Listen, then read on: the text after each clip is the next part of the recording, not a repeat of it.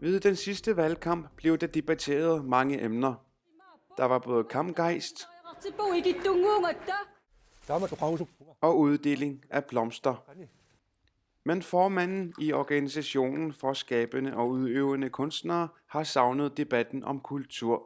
Fordi uden kultur opstår der et svækket samfund. Hvis der ikke fokuseres på kultur og kunst, bliver ånden i samfundet meget fattigt. Det er nok voldsomt at sige det, men sådan er det i dag.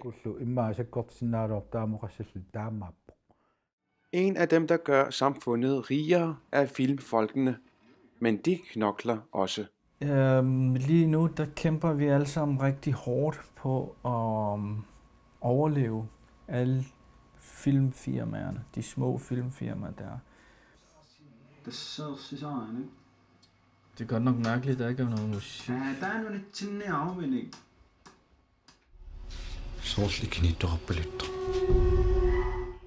Det er mørke og dystre tider for kulturfolkene. Valggyseren er nu over, og koalitionsaftalen er underskrevet.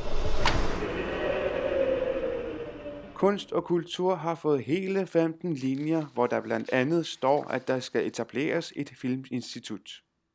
Det er ideen med Filminstituttet, det er, at der skal være mænd til at finde midler i fondene. Sådan som det er nu, ved vi godt, hvordan finansen er for Grønland, så vi kan ikke love alt muligt. Filminstituttet står i hvert fald på ønskelisten.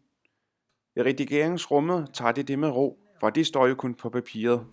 Derfor jubler vi ikke rigtig filmfolkene endnu, men selvfølgelig er vi glade for, at de har sat den på og gerne vil arbejde hen imod på at lave et grønlandsk filminstitut.